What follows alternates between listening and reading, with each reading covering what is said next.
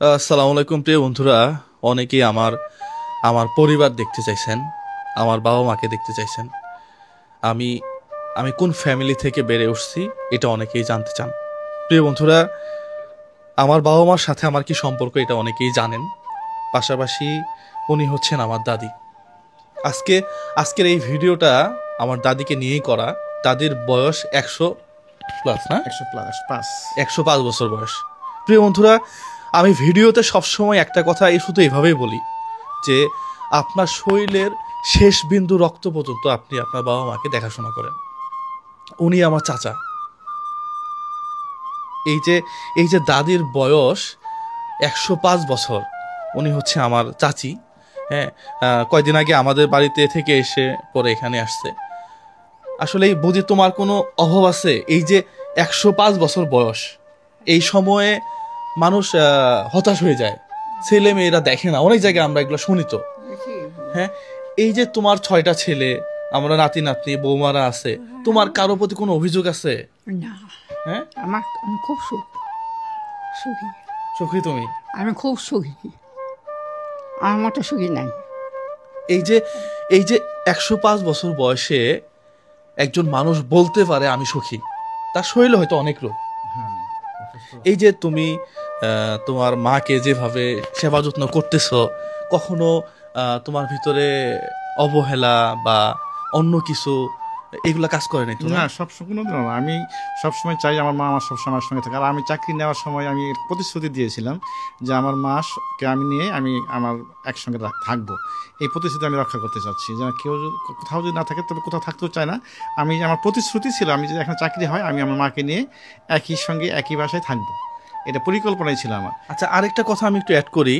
অনেকেই আছে না যে 6টা ছেলে, ওর ওইখানে 1 মাস থাকবে, ওর ওইখানে 1 মাস, ওর ওইখানে 1 মাস, 1 মাস পরেই মা চিন্তা করে 1 মাস হয়ে গেল। এই জিনিসটা কি একবারে নিকৃষ্ট লাগে না?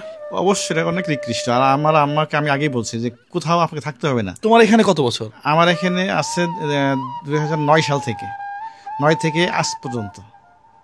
এর আগে তো বুঝি সুস্থ ছিল, ওই সময় আমাদের গ্রামে ছিল। এখন দেখেন, বুঝি কিন্তু আমার বাড়িতে যায়, ঘুরতে যায়। বুঝির একটা আশ্রয় জায়গা আছে, মানে বুঝি বলতে আমরা দাদিকে বুঝি বলি।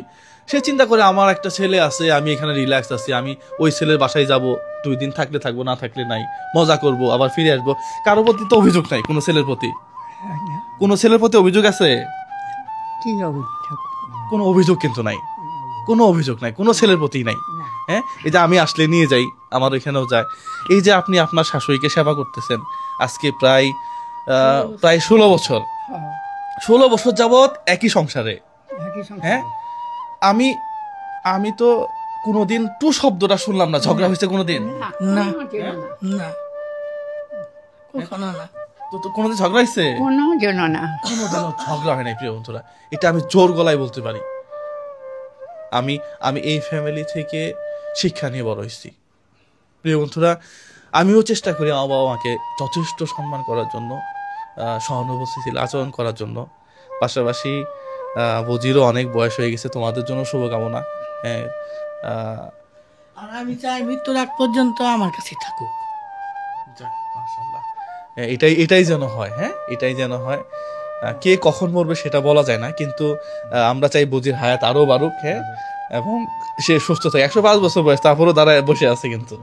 হ্যাঁ হ্যাঁ, এটাই তো। ঠিক আছে বুঝি, তাহলে থাকো। হ্যাঁ, আমিও যাইতেছি একটা জায়গায়।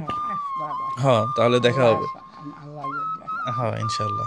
তো প্রিয় বন্ধুরা, আপনারা সবাই সবার বাবা মাকে যথেষ্ট পরিমাণ সম্মান, সাপোর্ট, যেটাকে বলে মানসিক সাপোর্ট। এই বয়সে উনি কথা বলতে চায়, টাকা কিন্তু ম্যাটার করে না খুব একটা। ওই বয়সে উনি চায়, হ্যাঁ, কথা বলতে চায়, একটু কথা বললে তার ভালো লাগে। হ্যাঁ, এটার জন্য সে সবসময় থাকে, উদ্গ্রীব থাকে। একটু সমস্যা হয়েছে, কেউ এসে বলুক যে কি সমস্যা, আর কেউ এসে একটু কথা বললে খুব খুশি হয়। হ্যাঁ, এই বয়সটাতে মনে হয় সবারই এরকমই হয় না? হ্যাঁ, নিঃসঙ্গ হয়ে যায় তো, তারা সবসময় সঙ্গ খোঁজে। প্রিয় বন্ধুরা, সবাই আপনাদের বাবা মাকে, আপনারা দূরে থাকলেও ফোনে অন্তত কথা বলবেন, ভিডিও কল দিবেন। ফোন, আমি আমার আম্মারে বাটন ফোন ছিল, আমি বলছি না, বাটন ফোন হবে না, ঠিক আছে, ভিডিও কল কিনে দিছি, সময় ভিডিও কল দেয়। দেখা হয়, মানে দেখলে ভালো লাগে আসলে, বাবা মা চেহারা দেখলে সুন্দর লাগে, ভালো লাগে, নিজের কাছে তৃপ্তি লাগে আর কি। তো যাই হোক, তোমাদেরও সুস্বাস্থ্য কামনা করি। তাহলে বুঝি থাকো তাহলে, হ্যাঁ, আজকে গেলাম। থ্যাংক ইউ সো মাচ, সালামু আলাইকুম।